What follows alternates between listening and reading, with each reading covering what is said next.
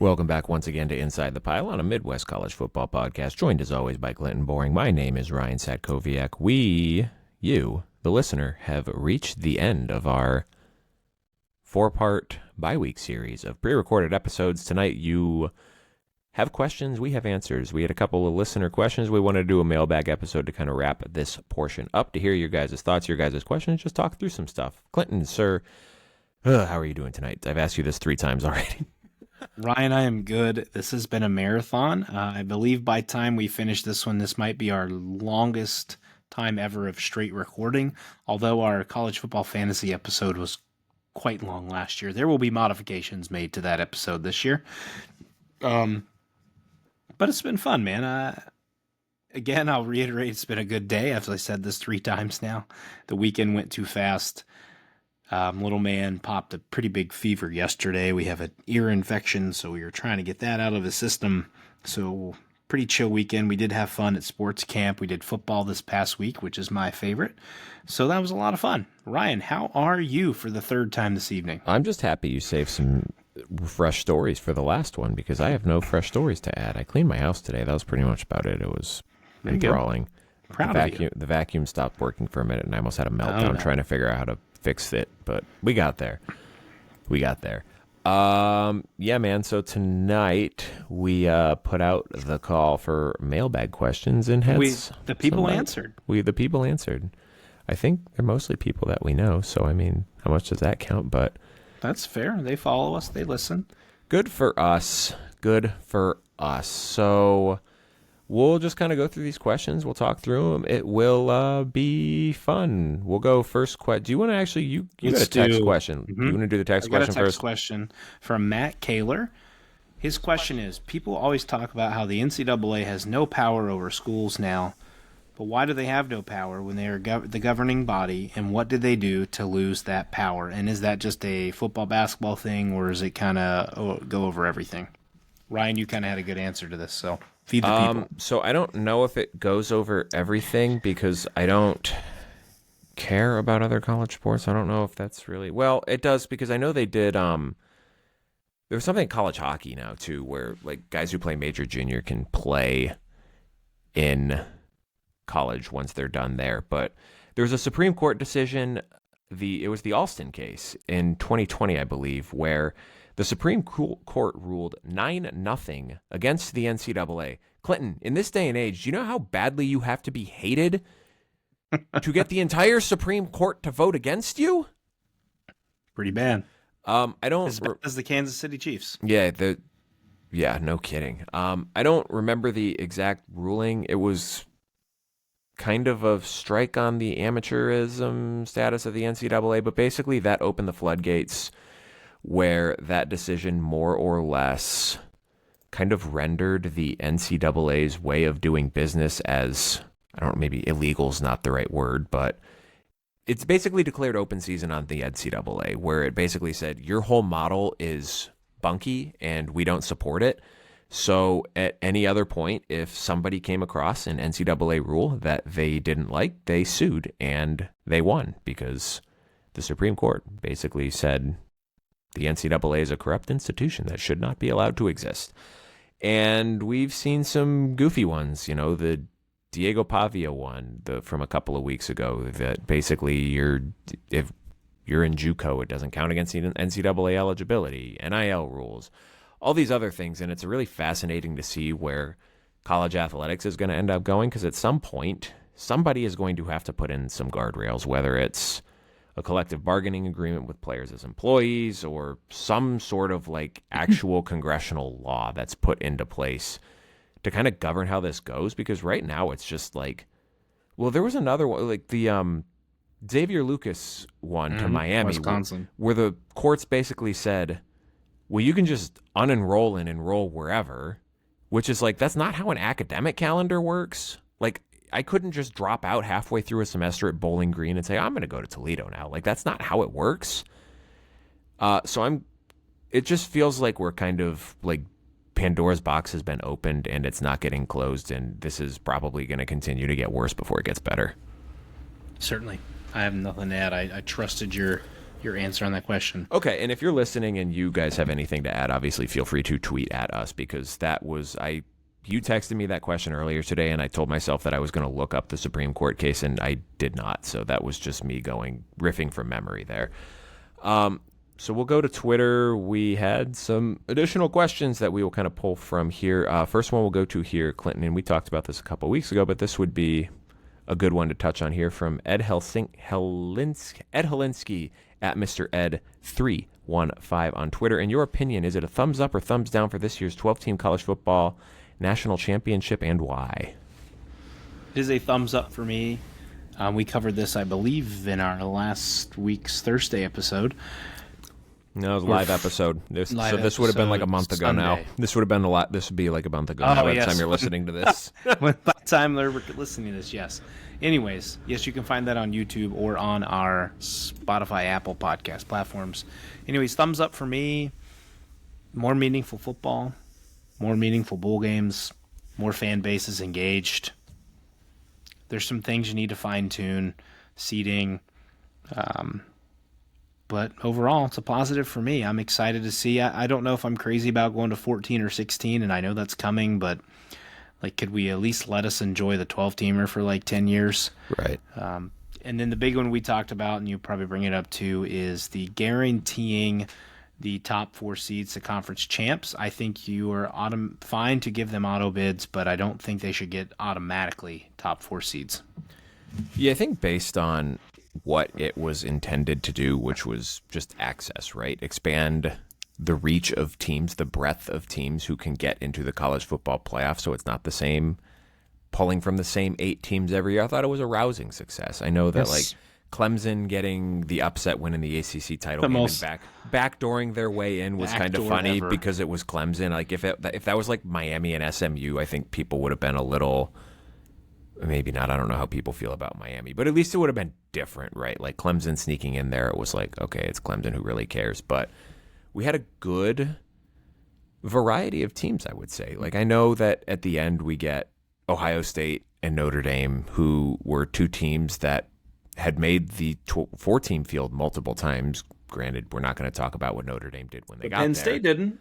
But no, like look at the quarterfinals too. I mean, Texas was there last year, but that was only their second time. Penn State had never been there before. Mm-hmm.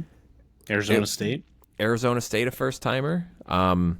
SMU a first timer. Boise State a first timer. Indiana a first timer. In the playoff after a magical season that may be ever hard to replicate again. Mm-hmm.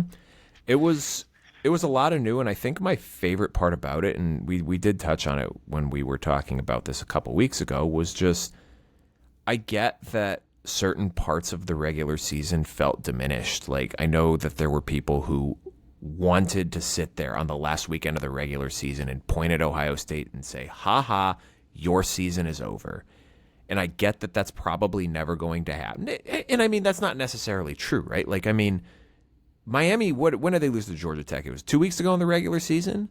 Mm-hmm. 3 weeks ago in the regular season? That loss pretty much ended their season. Like, their chances of getting an at-large at that point were over it there. You're not going to have that one singular moment where you can point at someone and say, ha ha, your season is over.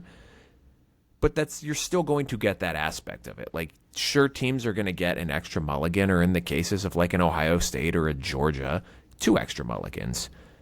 But there were so many more meaningful games in November, games that had true playoff implications that 2 years ago you wouldn't have gave a shit about. No one would have been watching Miami, Georgia Tech 2 years ago. Not a chance in hell. Other games too, like that Notre Dame USC game on the last weekend of the regular season in the 14 playoff era, there's probably not a whole lot of people watching that because of the playoff implications involved. So not only did we get more meaningful postseason games, which I loved, we got more meaningful regular season games in late October and early November, which is fantastic. That's absolutely overall better for the sport if more fan bases are engaged for longer. Absolutely.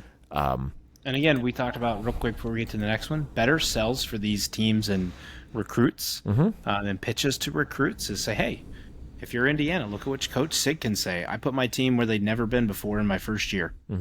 And play for me, and let's make it better. Listen, maybe it's not better for your sport making your entire fan base be engaged for 7 weeks after the end of the regular season, so they got to clean that up. But the whole format itself was fantastic. Yep. Next question, we will go here from Xavier Martinez, M_Xavier16 on the Twitter. Clinton, I'm going to let you take this one because I have nothing to add here. What are your expectations for the OSU defense next year, and who do you expect to step up as the defensive leaders? Sonny Styles is going to be a key one as he returns at linebacker. He's going to fill kind of that Cody Simon role. He's ultra athletic, big dude. Arvell Reese is probably going to be the linebacker slotting in beside him. Ohio State does have some young talent there, and we'll get to that in our spring preview in a coming couple weeks. And then Caleb Downs, of course, is going to lead the defense overall as the best safety in the country and maybe the best defensive player in all of the country. Your corners are now pretty much solidified as Jermaine Matthews and Davis and Nick Benosin, but do not sleep on Devin Sanchez. He is said to be the Jeremiah Smith of cornerbacks, and if that holds true, one of those two boys may lose their job, or you see some type of rotation like they did this year with Jermaine Matthews. And on the D line, it's pretty much a fresh start. Kenyatta Jackson and Caden Curry are going to kind of be the defensive ends that are going to stand out. Hira Kanu is in the portal. He will have a new home, most likely by this time. Potentially hearing maybe USC's interested. I believe Hero is from Germany, so I'm not really sure if there's any ties in the country for him. But the new defensive tackles come in as well. Jaden McKenzie, Ian Moore. There's a laundry list of guys there. Cade McDonald will be in for that team to see what they can do on the defense. But I expect Sonny Styles to step up and assist Caleb Downs as being the leader of the defense. I have nothing to add there because I'm not an OSU fan. Next question we'll go to from Michael Dickerson at MDickerson SMS. Way too early Heisman favorite for next season. Will Howard draft stock after torching teams in the playoff? Is there really a QB battle in Columbus, or is it the era of the Super Saiyan? Matchup you're most excited for in 2025. So we got a four-parter here. Let's start. Number one. Yeah, let's start with early Heisman favorite for next season, Clinton. Ryan, why don't you take this one first? Oh, brother. That's a tough one. Like, it is. My brain wants to go to Jeremiah Love, but I don't know that they're going to give him the touches to necessarily be a Heisman guy as a running back. Because that's tough. I mean, I get that, like, you have Travis Hunter doing something that hasn't been done in this sport in a very, very long time. But if a guy like Ashton Genty can have the season that he just had and does not win the Heisman, like, you got to think, what does a running back got to do to win it at this point, man? I think Jeremiah Smith's going to be a favorite with Egbuka gone from that offense. I know the wide receiver room is still loaded, but you'd think that somehow targets are going to come his way, especially with a new quarterback. You got to think like that's your security blanket. Just give Jeremiah Smith the ball. Arch Manning is probably going to find his way onto some lists for sure. I'm trying to think of best quarterbacks who are going to be in the sport next year. I mean, if you're going to say Jeremiah Smith, who is my easy one, Julian Sam would be there. If Smith's going to be there, Sam's going to have a good season. That's just he could have a good season. But if he's got 1,700 receiving yards, or he throws for 3,000 yards, and half of those are to Jeremiah Smith, the receiver is going to usurp that. He should. Smith is my guy. I guess Dante Moore. The Oregon offense has put guys up and near there, so he's not my favorite, but I could say he could be involved in the Heisman conversation. But right now, for me, the early favorite's Jeremiah Smith. I mean, it's just such a weird area to navigate to, because think of just brainstorm a preseason top 10 for next year. How many quarterbacks in that group are you definitively confident of putting in that conversation? Because I think Drew Aller takes a big step forward next year, but I'm not confident putting him in that conversation. We touched on this a week ago. Dude has no receivers. Literally does not have any receivers. I mean, Gunnar Stockton at Georgia, their receivers weren't very good this year either. I think Arch Manning and Jeremiah Smith are your safe two bets right now. That's kind of where I would tend to lean with that as well. Especially if Arch comes in week one and they beat Ohio State, or vice versa. If Jeremiah Smith avenges a minimal game from Texas this past season and just blows Texas doors off by his own doing in the horseshoe, then you start the campaign right there. Okay, well, Heisman's aren't won in September. They're won in October, November. here's a thought for you. What if Ohio State relies more on Caleb Downs on defense than they did this past year, and he just happens to have like a really funky year where like Watts had a couple years ago where the ball just seems to find him, and he has like 7 interceptions, and he is consistently returning punts and has like 4 punt returns for a touchdown. And I think Downs is there, but that's a lot of ifs. I don't feel that many ifs with Manning or Smith. And it's not like with Arch Manning, he's coming in and being a first-time starting quarterback who we've never seen. He's had, granted, it was against G5 teams, but he's had success this year playing, and that's a really favorable offense for a quarterback. What do you think on Will Howard draft stock? Certainly up from where we started at the beginning of the season. Howard came to Ohio State probably because he wasn't going to get drafted, or he was going to be a very late draft pick. You know, Howard had some bonehead throws this year, but man, if you watched his playoff run, he looked pretty damn good. Now it's the weapons he has, I get it, but he's going to have some pretty damn good weapons in the NFL unless somehow he ends up on the Browns. I would say for me, Will Howard, I'm thinking 3rd to 5th round, probably leaning more 4th, 5th round. I was going to say probably a mid-day 3 pick, probably just because this quarterback class is not the best. But I think he can help himself in interviews and with the combine. I'm sure some team is going to talk themselves into him being into, like, he's a big quarterback. Someone's going to look at him and be like, could we turn this guy into Josh Allen? But you just need Mel Kiper Jr. to toot his horn a bunch, and then they'll get him in the first round. What's Todd McShay doing these days? Bring him out of whatever hole he fell into. I think the issue with Will Howard, it's not just that his weapons are really good at Ohio State. It's that his weapons are so much better than the guys he's playing against on defense. And we touched on this during, this was like 6 weeks ago at this point, when we were previewing the national title game. Heading into the national title game, 40% of Will Howard's completions were to receivers deemed wide open. You're not getting that many throws at the NFL. You're going to have to throw guys open. You're going to have to hit tough windows, which he's hit. He has done that, but I don't think he's done that consistently enough for him to push himself into the day 2 range. Certainly not the day 1 range. Absolutely. Okay, third part of this question. Hold on. I went to the wrong question. I was like, what the hell? Is there really a QB battle in Columbus, or is it going to be Julian Sayin next year? It's Julian Sayin. Lincoln Kienholz is staying at least through spring, so yes, there will be something. It's Julian Sayin. If the kid is not front running by the end of spring, he will transfer.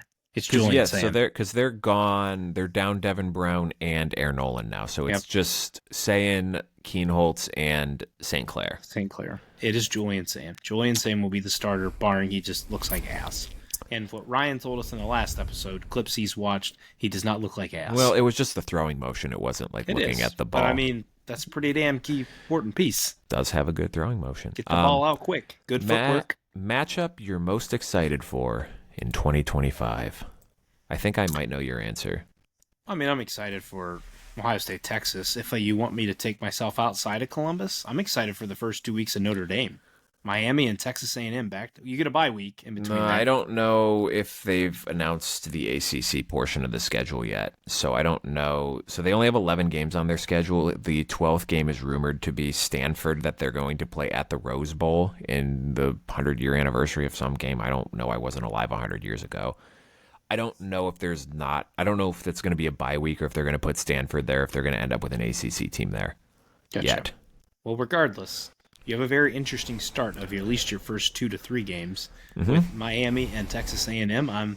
A&M's coming up to South Bend, and then you guys are going to Miami. So that'll be an intriguing matchup there. And then, of course, I'm going to go down to the MAC since we didn't do a good enough job last year talking about the MAC. The first rematch of the Bobcats and the Miami Redhawks in the Battle of the Bricks after OU trounced them. And then an intriguing one. I don't expect it to go well, but an intriguing one. Wisconsin traveling to Alabama. That'll be Luke fun. Fickell's job on the line this year. Let's see what happens. No, that'll be a good one for sure, because I think Wisconsin will look drastically different on offense compared to what they were last year. Still be good on defense. But it's going to be an interesting Alabama team just because you're losing a little bit. Ty Simpson potentially on offense. And I mean, you lost some guys in the portal. Still have Ryan Williams. Still have Ryan Williams. He should take another big step forward this year. Speaking of Heisman candidates, that was kind of an oversight on our part. Yeah. I think he could potentially be one.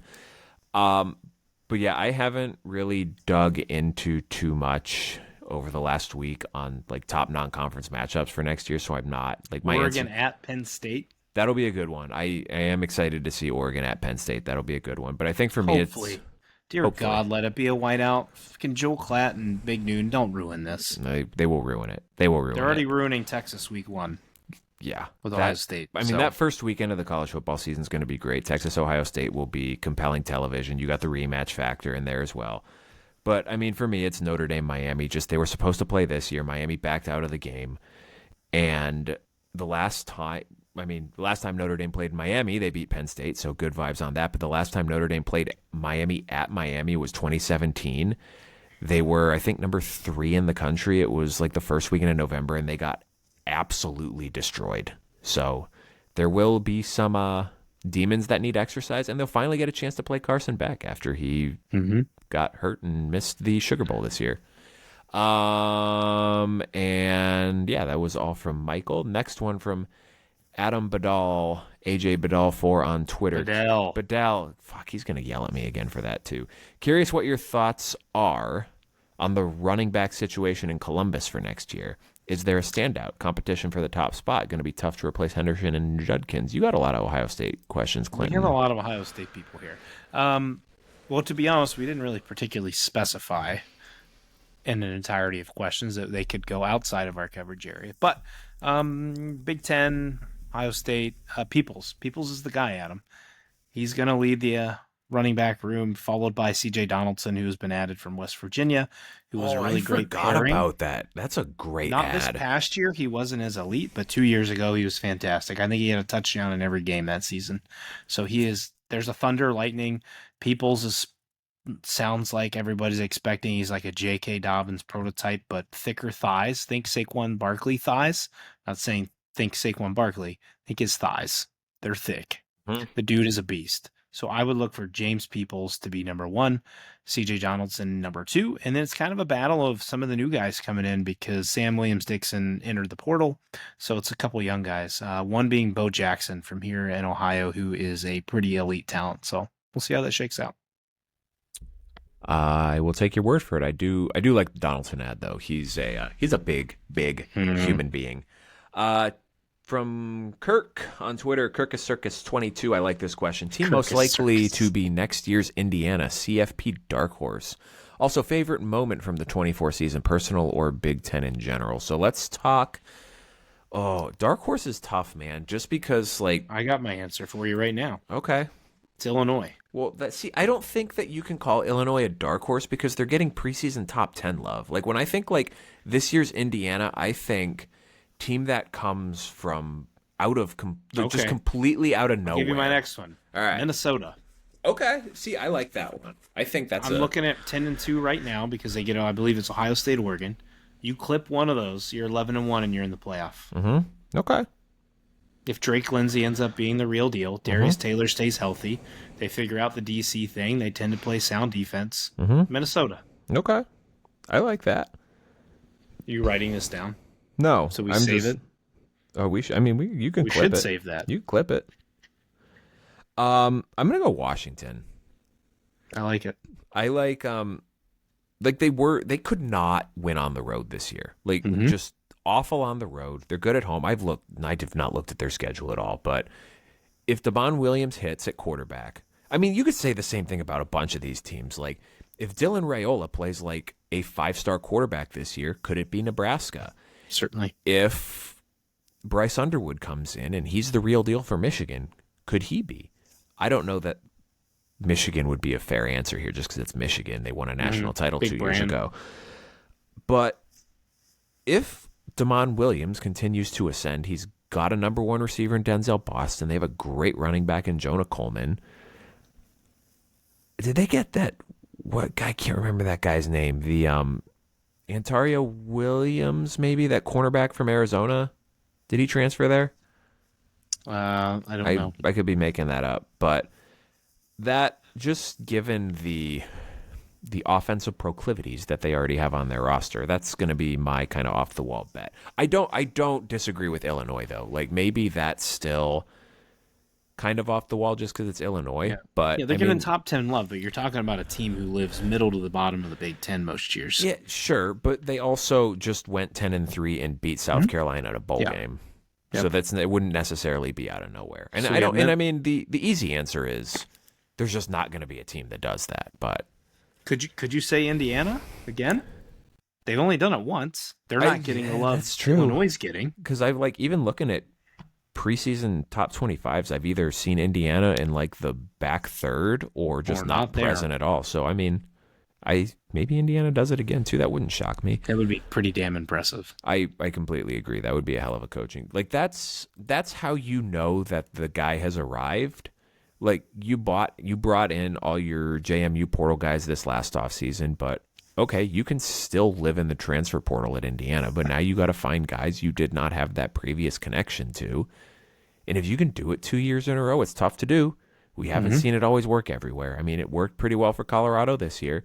It also did not work well for Florida State at all. So Ryan, did not work well was maybe can we consider Florida State a dark horse after that complete collapse? Dude, I truly don't even know what's on their roster anymore. What do they man. come back from? Well, they just have the 2026 5-star quarterback decommit from them too. So not great. Mike Norvell's ass is hot. And Clinton, favorite moment from the 24 season? I think I know what your answer is going to be. Ohio State winning the national championship, hands down, easily. If you want me to pick a different one, though, I'm going to say the Bobcats winning the MAC championship. That was pretty special. First time since, I believe, 1968. I'm just, like, the Notre Dame playoff run was a lot of fun, but I'm going to go the first game and getting to go to the game with my dad. I can't remember I think the last time... No, it wasn't. I was going to say, I think the last game I went to him with was the 2011 first game against USF where there was a lightning delay and it was 900 degrees, but I don't think that's right. I think we went 2013 maybe when I lived in Colorado Springs for a year. Notre Dame played at the Air Force Academy that year, and that was a pretty cool experience. But I think that was the last time I went to a Notre Dame game with him. So wow, that's cool. Getting to go to the first 12-team college football playoff game was an incredible experience. The fact that it was a Notre Dame win and I got to go with my dad was pretty cool. Last question we have. Actually, we have two more questions. From Andy Geis Baby on Twitter. What did y'all miss on preseason and what did y'all correctly predict? Andy, we missed a shit ton. We did miss a lot. My initial 12... I did correctly predict the national champion. We both did. We both did. We both called Ohio State. I think we should take a victory lap for that because not everyone did that. Looking at you, College Game Day.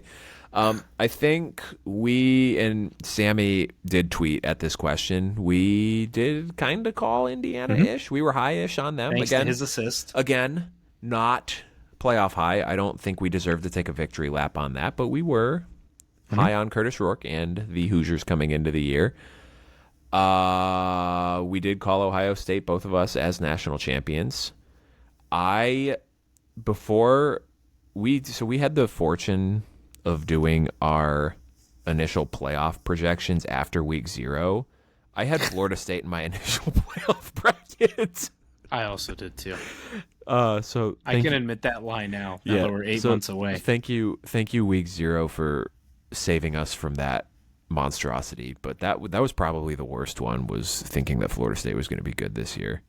Yeah, I think I whiffed on Wisconsin. Yeah, I think we both hit Penn State because it was 10.5, right? We both said over.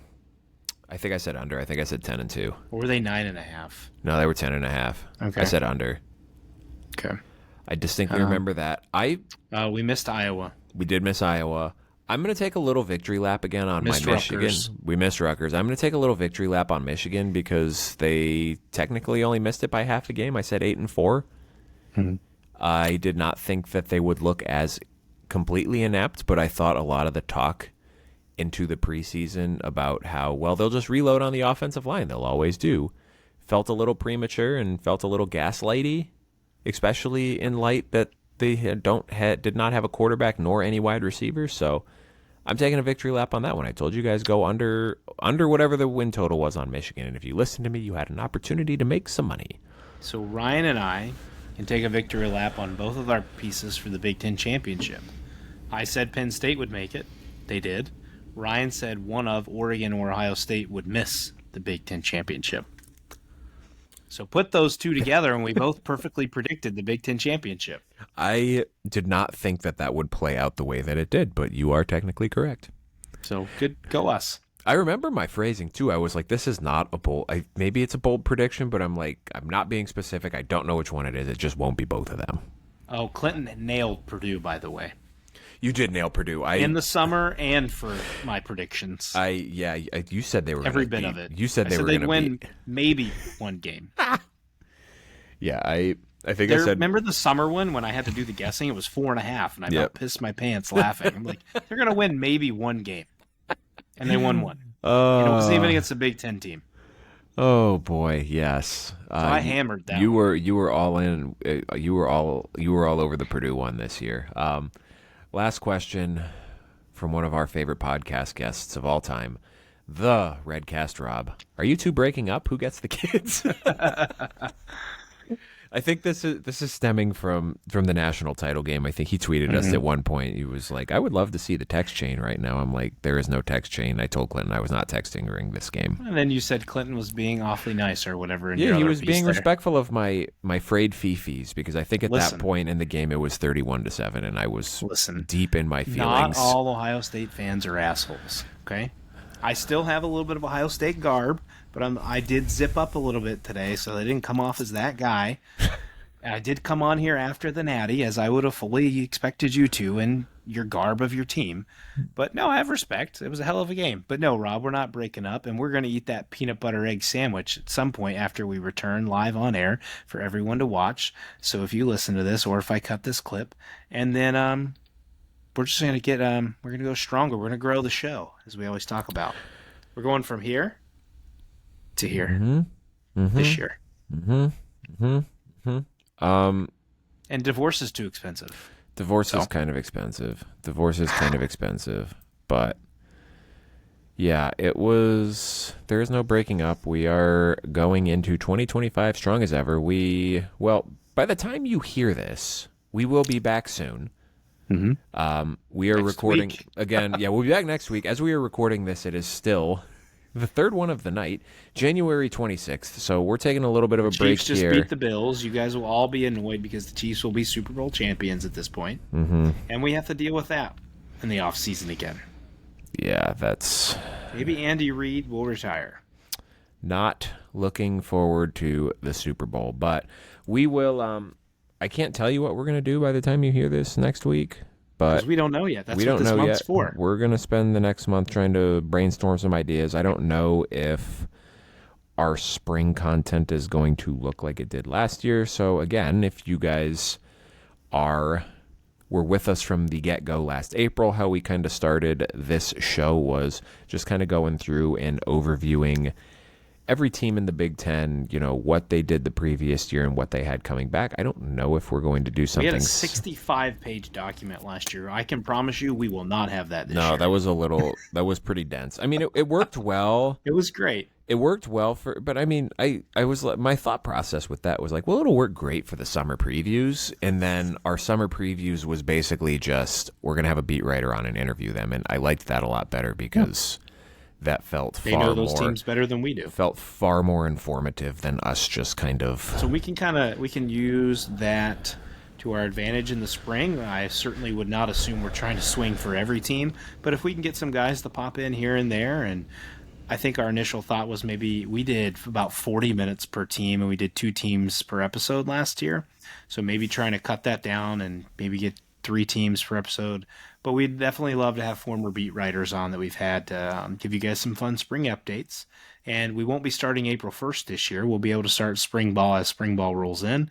Our draft guy Jared is going to come on with us and at least do one draft episode with us.